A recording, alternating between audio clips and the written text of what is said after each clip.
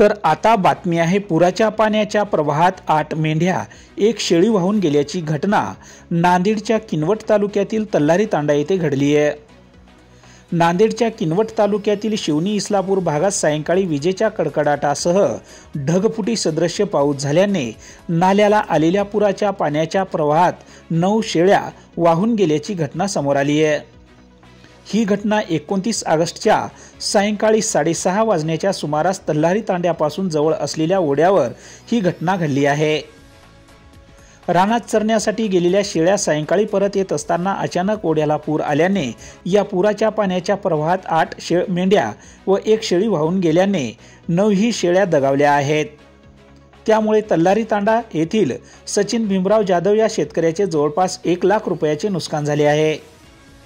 सदरील मृत अवस्थेत असलेल्या मेंढ्या आणि शेळीचा अधिकृत पंचनामा करावा अशी मागणी सचिन भीमराव जाधव या शेतकऱ्यांनी केली आहे।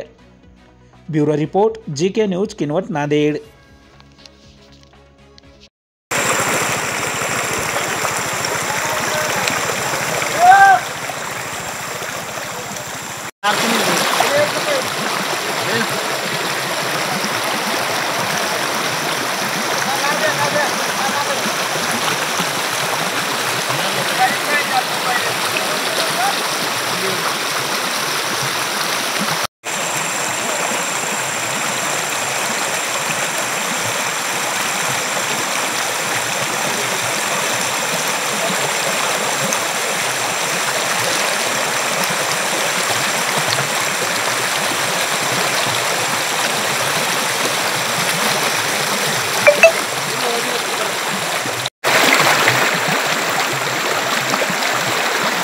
तुम्ही पाहत आहात महाराष्ट्राच्या कुशीतलं जीके न्यूज मराठी, सात जनतेची भूमी महाराष्ट्राची।